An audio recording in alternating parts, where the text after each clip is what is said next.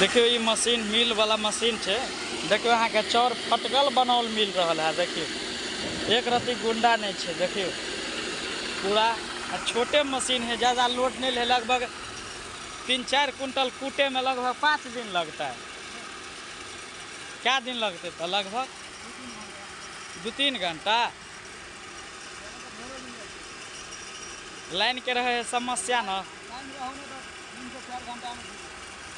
बताओ। देखिए पूरा एकदम लगे है फटकल बनल चावल कभी कहे लगबे नहीं करे है। कोनो कोनो धानो निकल जाए है या जना। देखिए है धान